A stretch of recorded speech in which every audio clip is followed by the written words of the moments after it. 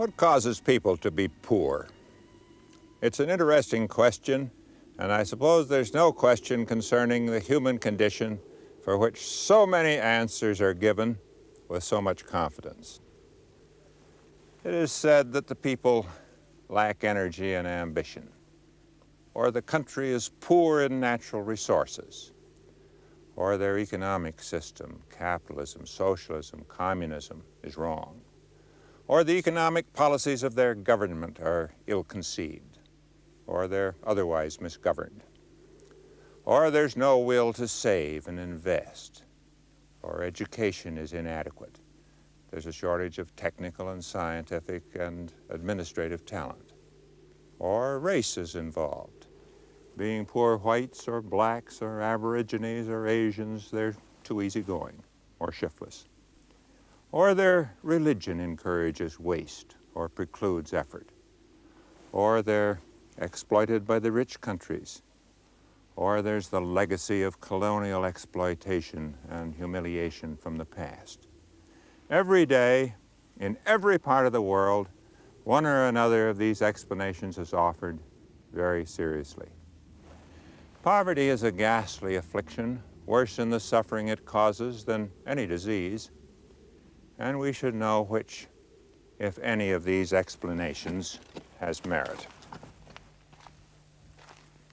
There's no one answer, obviously, but it's because so many explanations have a little truth that so many are offered.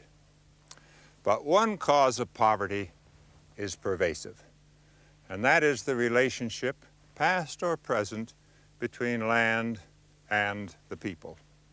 If we understand that, we understand the most important cause of poverty.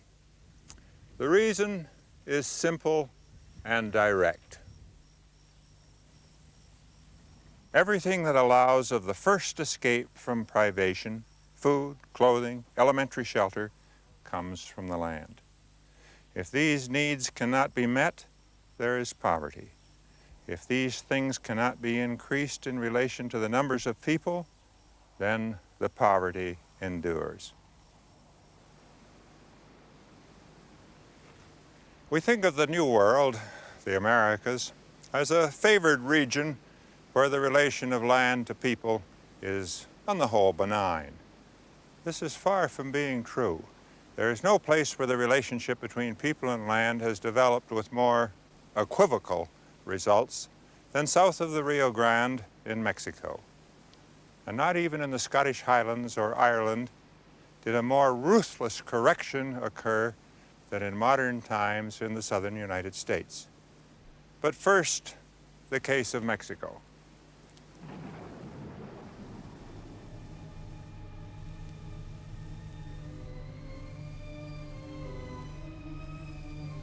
In Mexico, the Europeans found a highly developed culture.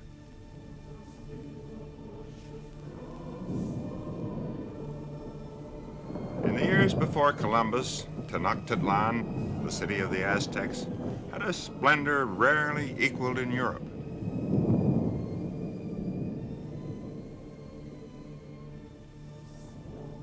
The pyramids of the sun and the moon tell of the natural forces on which life here, as everywhere, depended. The Aztec society was led by priests, and it supported a noble caste. But the base of its pyramid was formed, as always, by those who worked the land. There are still distant reminders of that agriculture. Where Mexico City now stands, as all know, was once a lake, and within the lake were floating fields, still to be seen here at Xochimilco. These waterborne farms provided just enough to support a family. Aztec culture did not embrace, certainly not fully, the notion of private property in land, although for mankind over history it's been an easily acquired concept. Land was worked cooperatively, and what was guaranteed and protected by authority by the gods was not private property, but the right to participate, to share in the work and the food. The history of land in Mexico in the 450 years after Cortez illustrates almost every aspect of the relationship of land to people and to poverty.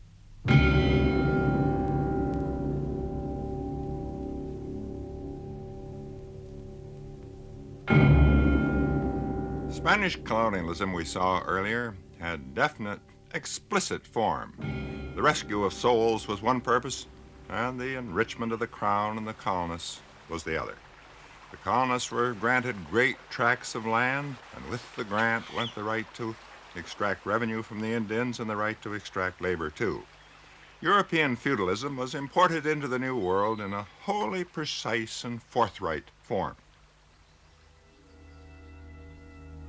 The classic institution of Mexican feudalism was the hacienda. It was inward-looking, self-sufficient, governing, directing its own labor force. This hacienda stretched to the mountains around. In Mexico, acreage was always more important than quality of cultivation. After independence in 1821, the haciendas were further enlarged at the expense of the communal lands of the people.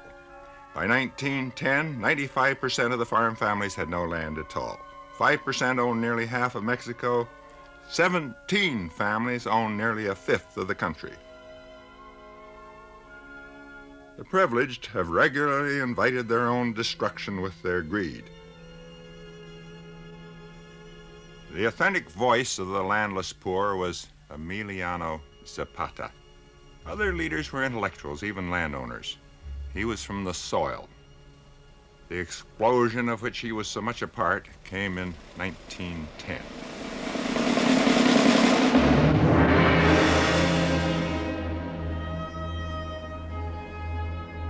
Mexicans like to say that theirs was the first of the 20th century revolutions. Certainly it was the first revolution ever to be captured on film. And it did change not a government, but a social structure.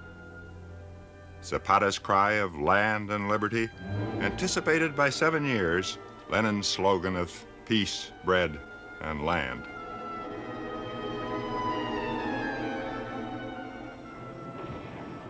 The Mexican Revolution, though real, lasted a long time, as have these railway coaches, which ever since have stood on the tracks here at Cuautla. There is another monument at Cuautla to Zapata, its son. As was thought appropriate to a hero as to a saint, it is in gold.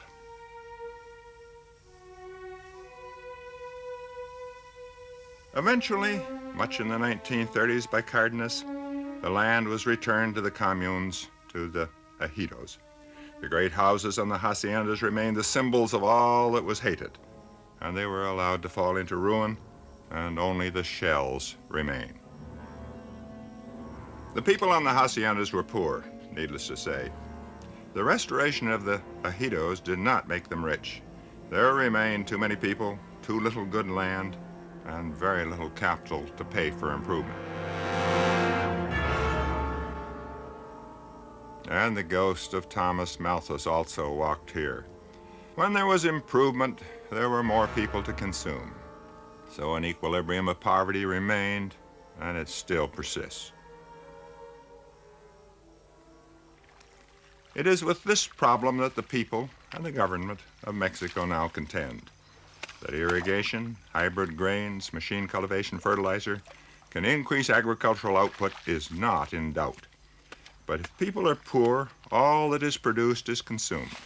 Nothing remains to spend on seed stock or on fertilizer, which is vital and expensive. And there is a further problem. Small communal holdings lend themselves well to social idealism, but badly to machine cultivation. Where money, space, land are available, Mexican agriculture is as progressive as any. The Green Revolution was born here in Mexico's experimental stations. It was for the work in Mexico on grain hybrids that Norman Borlaug won the Nobel Prize.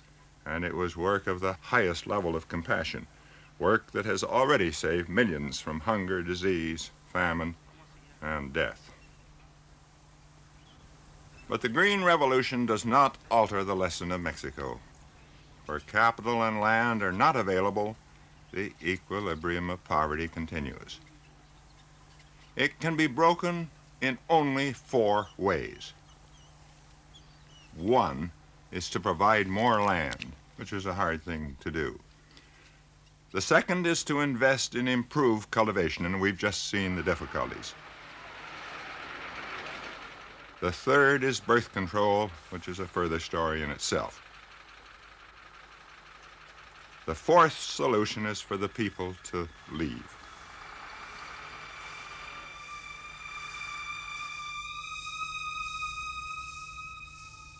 To leave is a decision the individual can take for himself.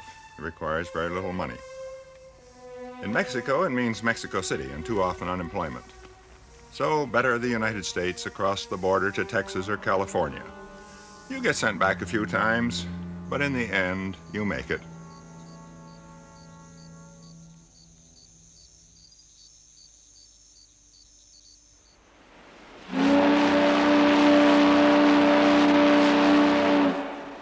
In the southern United States, the lesson of land and people continues. It's a mistake to imagine that the equilibrium of poverty belongs only to the history of the Third World. But here the equilibrium has been broken.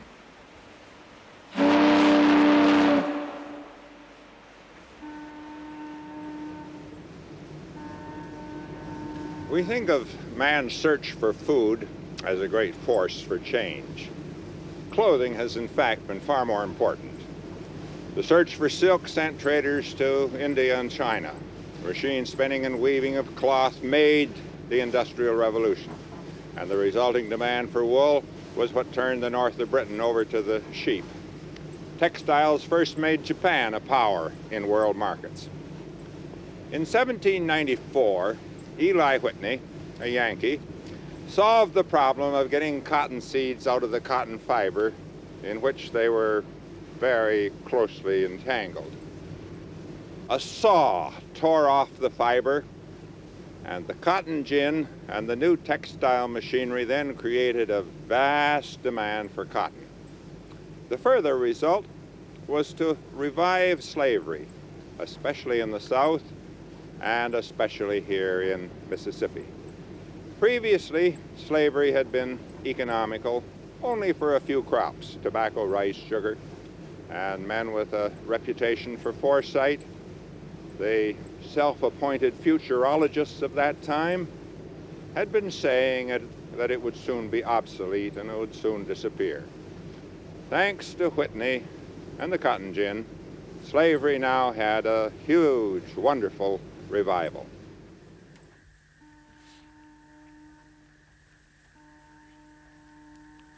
Here below the levees, the influence of cotton, sometimes sugar, was most profound. The plantation brought the people here, organized their lives, housed them, possessed them.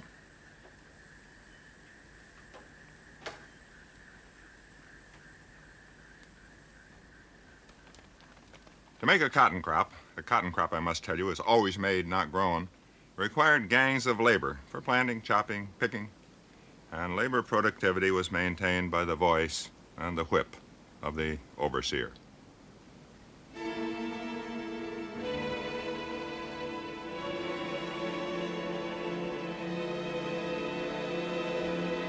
There have been radically different views of the slave. To the antebellum planter, he was a happy, feckless child protected in his or her innocence by the wise owner. To the abolitionist, in many sense, the slave was a dehumanized, ruthlessly exploited piece of flesh. His enslavement saved the planter from the penalties of his own incompetence, his inability to survive in a free enterprise world. In a very recent view, the slave was a valuable piece of property, serving in a profitable enterprise. So he was fed well, treated with decency, given medical care when sick. Free workers at the time, it is argued, were no better off. This last argument rests, it appears, on some rather dubious statistics. Also, not many free workers applied to be slaves.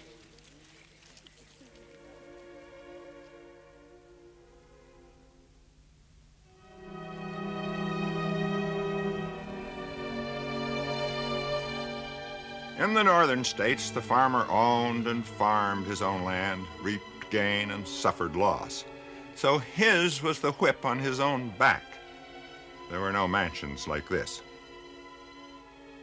The classical motif on the southern plantation is worth a thought, a conscious or unconscious imitation of Greece. Another society that also proclaimed its democracy and was also a leisured aristocracy based on disenfranchised slaves.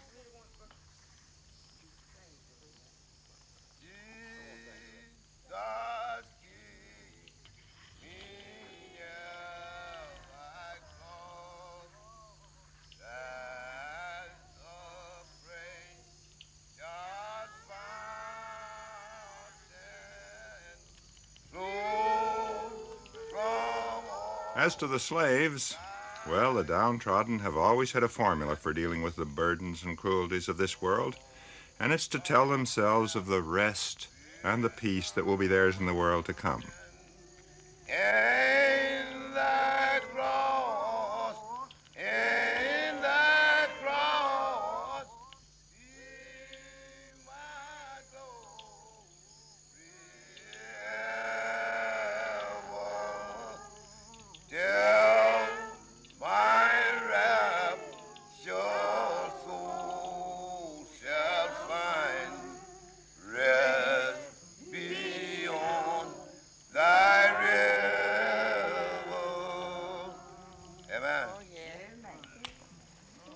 I feel good, y'all. I do. I feel good. However it might be organized, the old cotton economy was an equilibrium of poverty. The Civil War came, slavery went, and cotton production was quickly restored.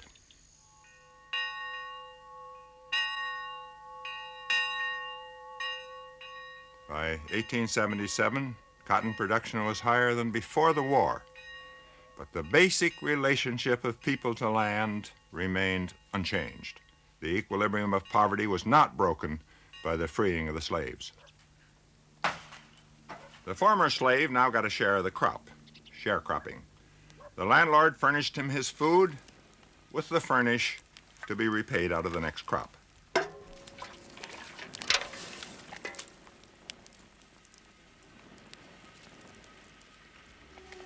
Before, the worker was enslaved by law, now by debt, and also the absence of anywhere else to go. The central fact of the South was still people and land. Even had all revenues been equally divided between planter and sharecropper, all would still have been poor.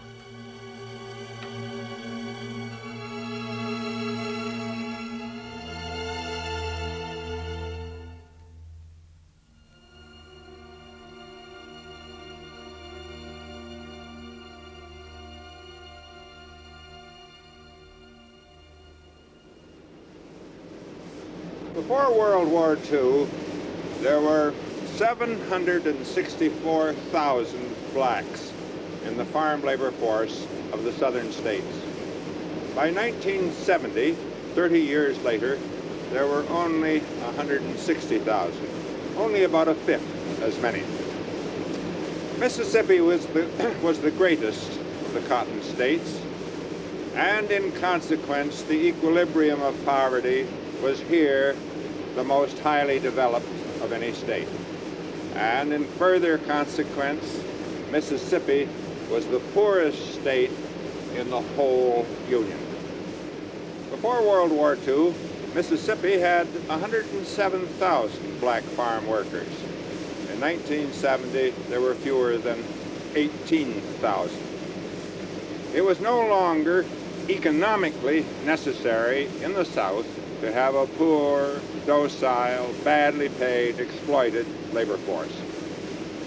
Civil rights for blacks had become economically feasible. Again, we see the influence of economics on morals and civic behavior. The effect of economics in this case, I would put slightly above that of both the Congress and the Supreme Court.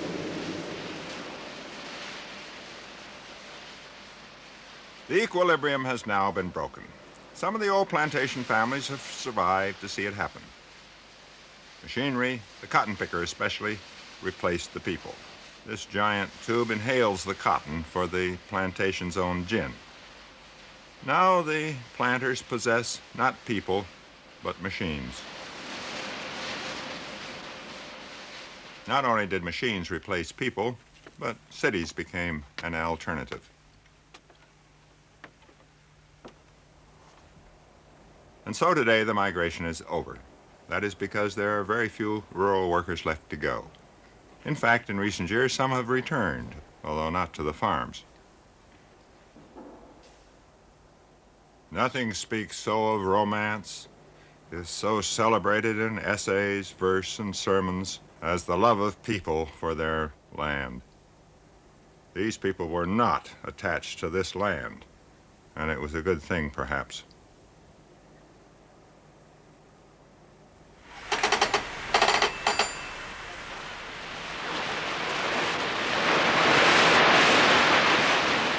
The South has changed, but the great river remains, and the remnants of the old cotton culture are now here for the tourists.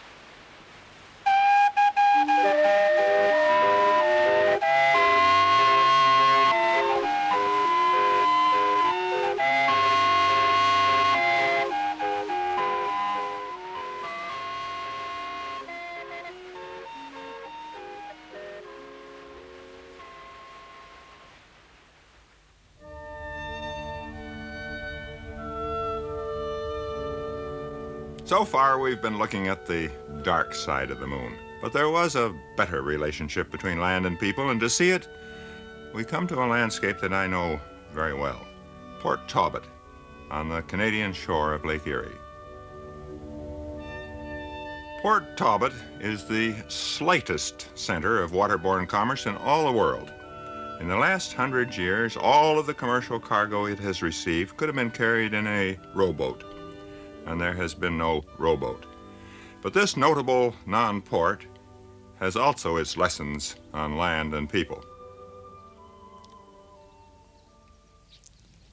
In 1803, a young Irishman, fresh from the King's service, arrived on this scene, on this shore. His name was Thomas Talbot.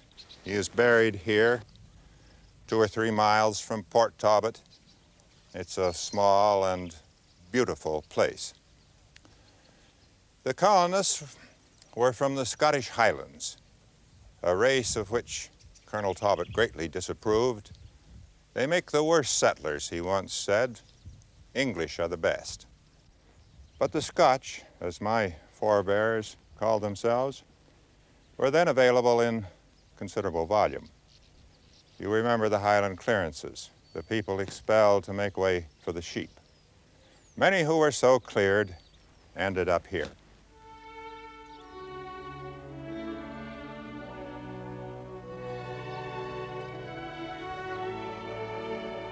In Mexico and the American South, we've seen, land was handed out in huge blocks.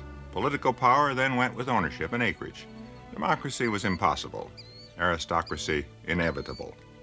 And it could have happened here. Each settler coming to Port Talbot was given 50 acres, provided Colonel Talbot liked his appearance, was sober that day, and otherwise in a good mood.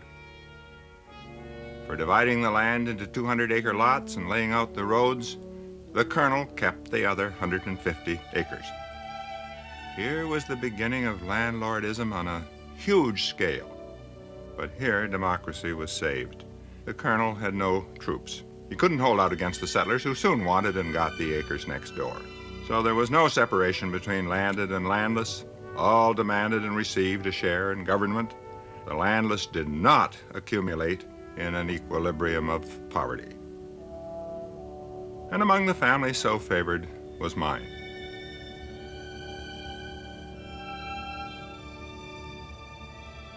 It was to this lovely old farm under the hill that the primordial Galbraiths came from Argyll. We always called it the old homestead.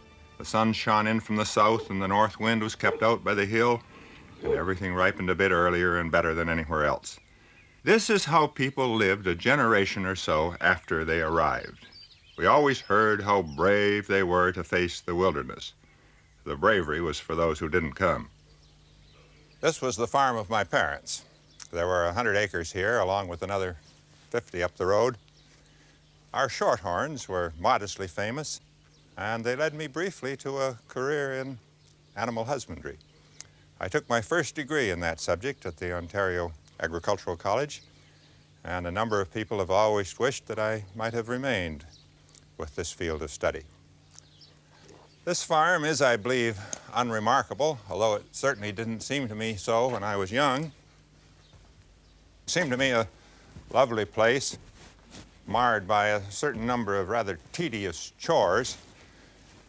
There's only one advantage in being born on a working farm, a farm where you have to make a living, and that is that nothing ever afterwards really seems like work. From these farms, and others across the border in the United States, came the last of the great adventures in colonization, the settling of the Canadian West. It's surprisingly recent. When I was a youngster here in Ontario, people were still pulling up stakes, that is what they called it, and moving to Manitoba, Saskatchewan, and Alberta. Until almost that time, the Canadian railroads still had colonist cars, bunks and benches and stoves on which families could cook, all designed to ferry people to the west at the lowest possible cost. The Canadian westward movement completed what may well have been the most important single economic development of the last century. That was the occupation of the great, empty, grain-growing lands of the world by Europeans.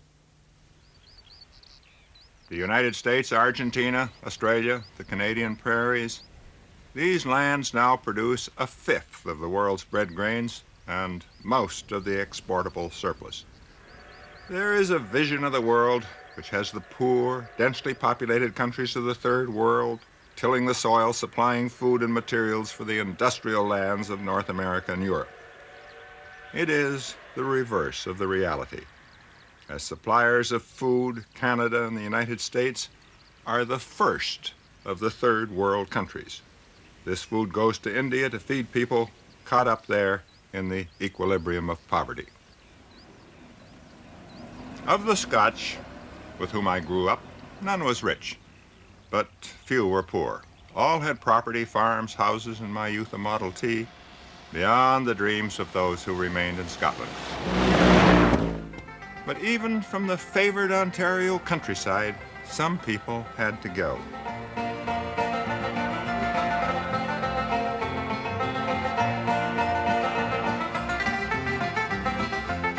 Well, I'll pack my clothes in a carpet sack. I'll go out there and I'll never come back. I'll find me a husband and a good one too, if I have to go to the Caribou. One by one we'll all clear out, thinking to better ourselves, no doubt. Care a little how far we go from the old folks of Ontario. One by one we'll all clear out, thinking to better ourselves, no doubt. Care a little how far we go from the old folks of Ontario. Coming to Canada, the settlers came to empty lands. The democratic instinct forced democracy in land ownership, and that helped ensure it in government. The already populated lands were and remain a far harder case. Here, the relationship of people to land is long-standing, half as old as time itself. One such case is the Punjab, the great plain watered by the 5 rivers that give it name and life, and that stretches across northern Pakistan and India.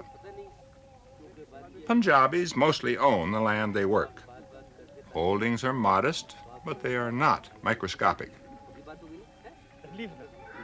The lesson here in the Punjab is of the age-old pressure of people on the soil, and of the power of tradition and family and religion to make academic the most discussed of all measures for redressing the relationship between crowded land and people, that is, birth control.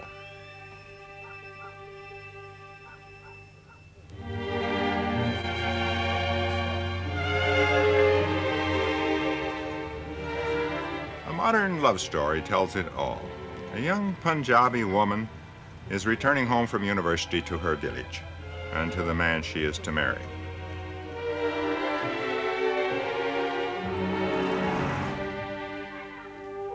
She's returning to the land of her father and to the village and the family traditions that are here the decisive force. All who know this world would share her knowledge of the power of this tradition. It's the rock on which the reforms of many a casual amateur have foundered.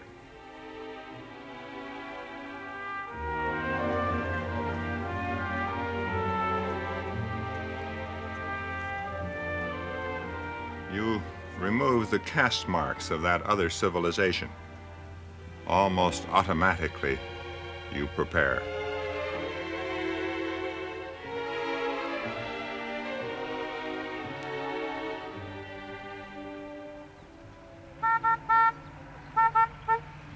अच्छा मैं रजिया को लेने जा रहा हूँ bus stop के ऊपर. It is proper that the bridegroom should watch her arrival discreetly from a distance. It's her father who comes to the bus stop.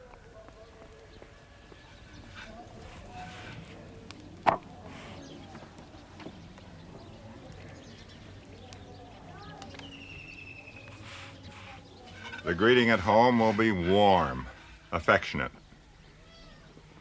अस्सलाम वालेकुम. वालेकुम सलाम. बिस्मिल्लाह, मेरी बेटी आ गई है. आओ बेटी. क्या हाल है तुम्हारा? कैसी हो? ठीक हो बिल्कुल. माँ जी आप कैसी हैं? सब ठीक है बेटे. सुनाओ पढ़ाई कैसी रही? जी पढ़ाई तो इतना अच्छी रही है. इतने अच्छे दिन गुजरे वहाँ के दिल ही नहीं चाहता कि शहर तो बहुत खूबसूरत होगा. हाँ जी दिन गुजरने का पता ही नहीं चला वहाँ कि बस दिन गुजरने का पता ही नहीं चला. जी बाजी. पानी तो पिला मुझे तो. अच्छा जी. रोटी पक गई तुम्हारी? जी. जल्दी से पका लो, वो भी भूखी है Razia. Her father has reminded her that she is a woman and at home. She had thought of her return to this world, and now it is here, real. Many have had this experience, returning from school, from a journey, a long absence. You know the feeling. First the anticipation, and then the fact. For her, now, the fact. I am a village woman again. Village women produce children. In the village, family planning, birth control are alien phrases. In this culture, marriage is not left to the young. Their judgment is warped by love, so wiser, cooler heads arrange it. Bride and groom meet, but casually, even clandestinely. Their conversation illuminates their hopes and their fears. क्या हाल है? कैसे हो तुम? बिल्कुल ठीक हूँ. अभी आ रही हूँ कॉलेज से. छुट्टियाँ हो गई क्या? नहीं छुट्टियाँ तो नहीं हुई. कुछ दिनों के लिए आई हूँ और खास तौर पर तुमसे मिलने. वाकई मुझसे मिलने? कौन सी ऐसी खास बात है? घर नहीं जाओगी? जाऊँगी जरूर जाऊँगी. तुम सुनाओ कैसी गुजर रही? अल्लाह का शुक्र है बिल्कुल ठीक ठाक हूँ. पता है पिछले साल बहुत अच्छी फसल हुई और सारा काम मैंने खुद संभाल लिया है. पढ़ लिख कर ये कुछ करना था तुम्हें तो तालीम हासिल करने की क्या जरूरत थी? बिल्कुल फसड्डी हो तुम तो. अरे पागल कहीं की. तुम क्या समझती हो कि इस काम में तालीम की कोई ज़रूरत नहीं? अरे बहुत ज़रूरत है. इसका मतलब ये है कि तुम मुस्तकिल ही रहने का इरादा किए हो. लेकिन मुझे सब कुछ पसंद नहीं है. क्या? ये कि मुझे गांव में रहना पसंद नहीं. क्या कह रही हो तुम? क्या कहा तुमने? मुझे गांव की ज़िंदगी पसंद नहीं है. क्या खराबी है गांव की ज़िंदगी में? यहाँ सच्चाई है, मुखलस लोग हैं, प्यार है. गांव की शहरों की तरह यहाँ अफरा तफरी नहीं है. लेकिन मुझे क्या फ़ायदा इस तालीम का? मैंने तो सोचा था शहर जाकर नौकरी करूँगी और तुम मुझे इन औरतों जैसा बनाना चाहते हो. ओहो, समझने की कोशिश करो. तुम क्यों बनेगी ऐसी औरत? तुम भी पढ़ी लिखी हो, मैं भी पढ़ा लिखा हूँ. हम दोनों मिलकर इनकी हालत बेहतर बना सकते हैं. मुझे इनकी हालत से कोई दिलचस्पी नहीं. लेकिन मुझे है. इनकी हालत को बेहतर बनाना मेरी ज़िंदगी का अव्वलीन मकसद है. इसलिए कि मुल्क की तरक्की ज़राअत से, गांव की तरक्की से. इसीलिए मैं इन लोगों से प्यार करता हूँ, इन खेतों से प्यार करता हूँ. इसीलिए मैं इस मिट्टी से प्यार करता हूँ. ये मिट्टी मेरे लिए सब कुछ है, मेरे लिए सोना है. तुम्हें यहाँ रहना पड़ेगा.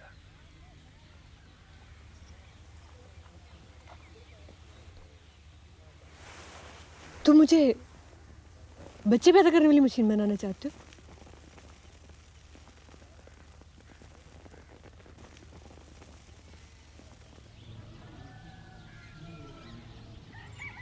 So she puts the world of the city, the university, behind her.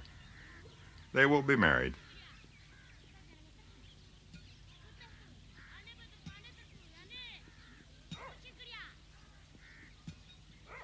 She has shown us what happens when the modern world comes to the traditional village culture. She will be valued by her husband for the sons she produces. The assurance these sons provide that her husband will have support in his old age, will not have to toil all of his years in the hot sun. And so the marriage and the children will follow. Kabula, Kabula, Kabula, Kabula, Kabula, Kabula. But first, the wedding feast.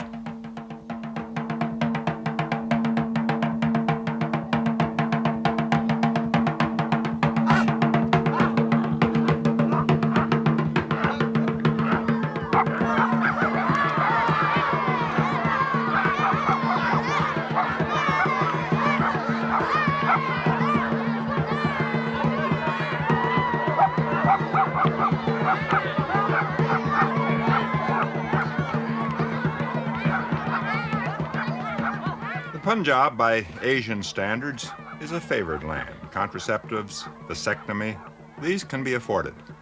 The Indian Punjab has taken the huge step of limiting the number of children by law. But we see the force of tradition here, and elsewhere in the crowded lands, it is much, much greater.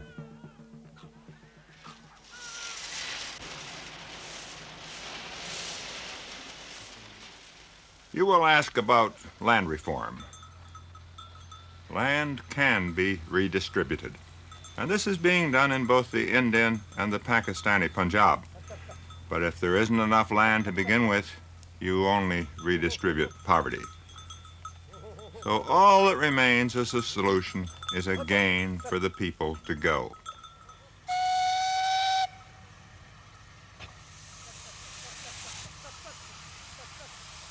The Punjabis are wonderfully apt students of this solution.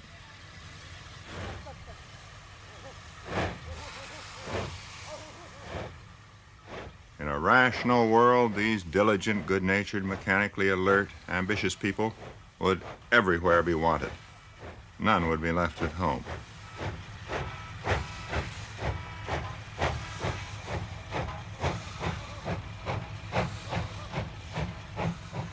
Is it possible for such people to find, or better still, to build an urban alternative? Can rural poverty be replaced by decent, middle-income, urban existence?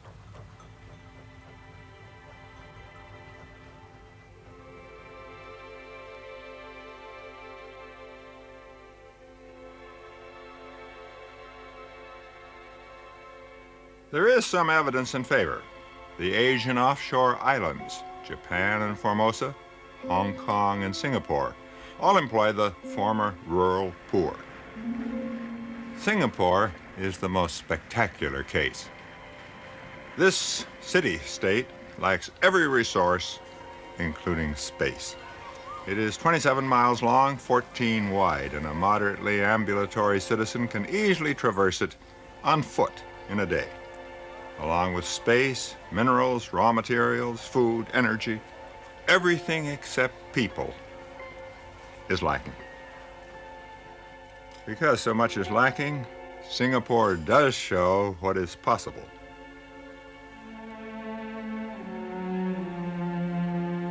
Its modern history begins with the Japanese surrender in 1945. There was an earlier surrender, but only this one is commemorated here in wax. Then its future was as a British colony or protectorate. And now the remnants of British culture are hard to find.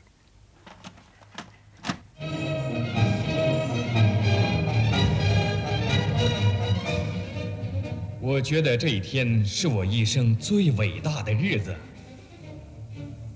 1945年9月12日，这个重要的日子。But if you want to feel like a rubber planter down for the week or Somerset Maugham on a visit, you can still go to Raffles Hotel.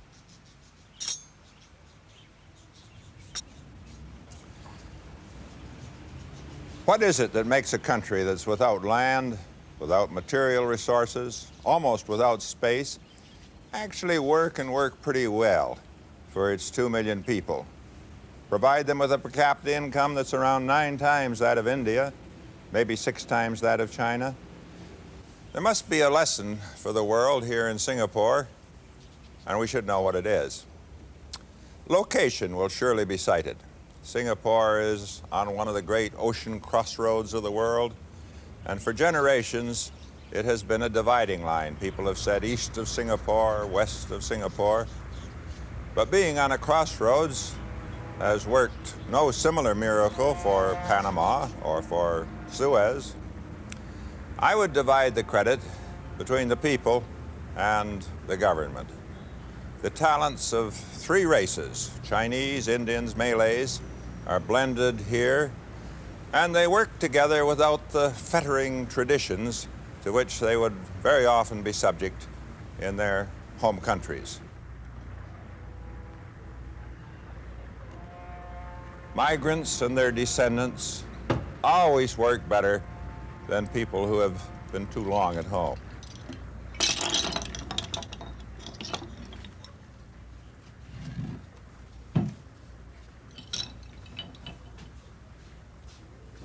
It's very unfashionable in our time to explain economic development by race or ethnic origin. We carefully avoid it in books, although we take it for granted in conversation. I would attribute much in Singapore to the excellent ethnic admixture. The Mandarins are the Chinese. They bring to Singapore their art and their ancient experience of organization.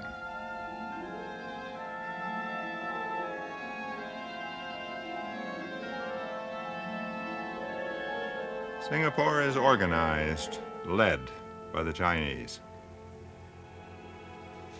Malays provide the traditional crafts and services. Here fishing, and here in a national dance.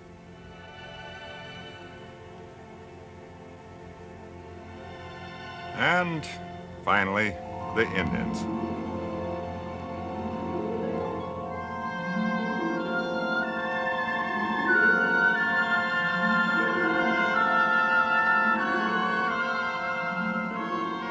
Some are Tamils, a few Punjabis. Indians are traders, lawyers, in the professions. Most numerous, the Chinese. An interesting and indispensable man, this. He is Hao Yun Chong, minister for whatever needs to get done. He is the Development Bank, Airline Port Authority, head of the civil service, the all-purpose public entrepreneur. And Lee Kuan Yew, the all-purpose politician. He is one of the more remarkable and durable people of our time, also an old friend. Once a few years ago, he decided to take a sabbatical leave from being prime minister and came to Harvard for a term.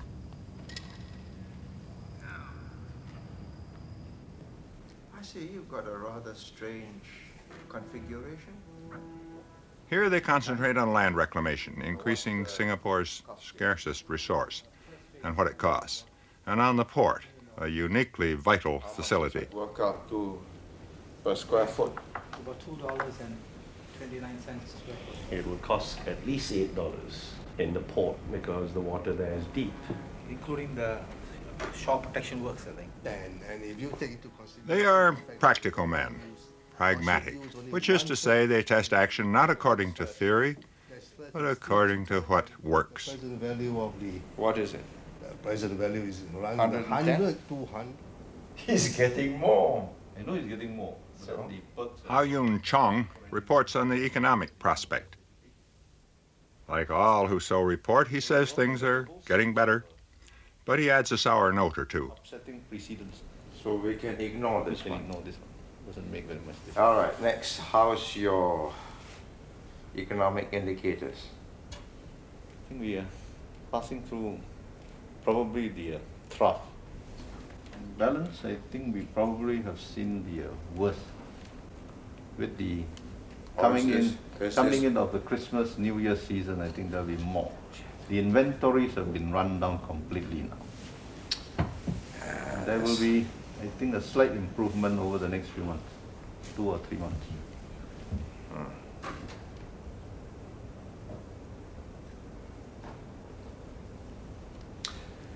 So we won't end up with a +2 to 3. We'll end up with a +0.5 to 1. +1 to 2. I think your prognosis was correct, between 1 and 2. The Singapore government contribution is to make pragmatic use of all ideas and to refuse to be the captive of any one idea. Is Adam Smith alive here? The answer is very much. There can be few places in the world where self-interest is pursued more diligently and with more visible enjoyment in the results. Does Keynes survive here? Also very much. Public and private outlays are related as a matter of course to the availability of workers and the current and the prospective capacity of the economy. The post-Keynesian view of inflation, a view with which I've been very much concerned, is also treated with real respect in Singapore. Wage settlements are carefully controlled to minimize inflation and keep Singapore products competitive in world markets. When other people talk of an incomes policy, Singapore economists and businessmen and union leaders must surely yawn because they've had one for many years. Is there planning? Is there socialism in Singapore? Have the Webbs and Franklin Roosevelt and Clement Attlee been here? Would Enoch Powell and Barry Goldwater be distressed? The answer again is yes. If housing, the harbor works, transportation, trained people, if any of these are needed or other things, the government provides them. Self-interest serves pretty well as a motivation, but it is recognized in Singapore that it does not serve all purposes and that it serves best within a framework of careful overall planning. Singapore has another virtue. The rhetoric of both free enterprise and socialism is almost completely absent. This is also aesthetically rather a treat.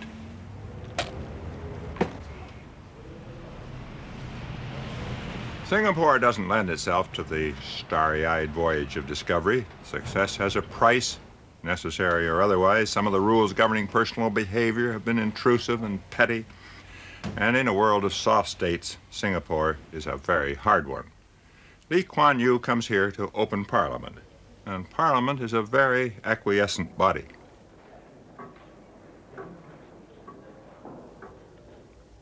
A Parliament, in fact, can be a little like a company board of directors controlled by the management. Large companies are not democracies of their stockholders, nor is Singapore.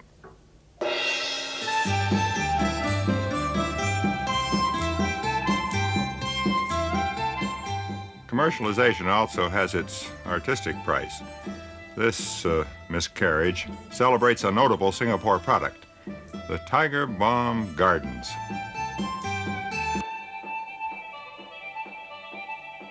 But let us not be elitist, perfectionist. Something against which we're all warned these days. Singapore does provide its people with a decent and very agreeable existence.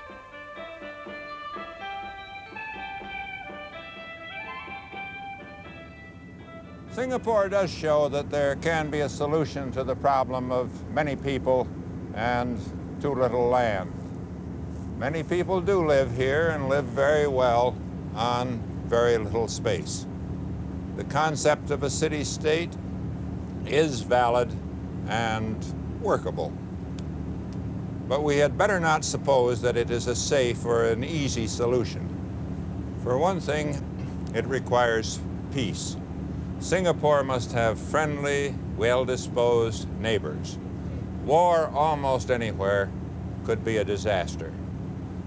And everything depends, too, on the continuing good sense of the government and the people.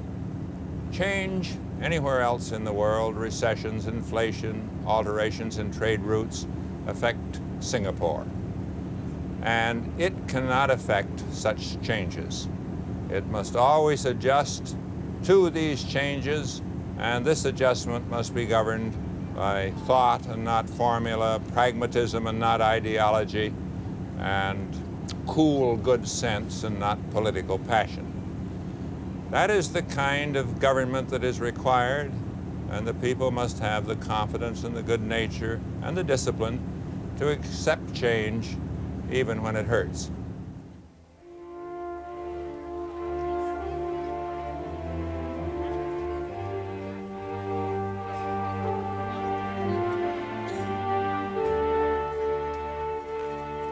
Singapore is small, and Asia is vast. It isn't an escape for very many of the Asian poor.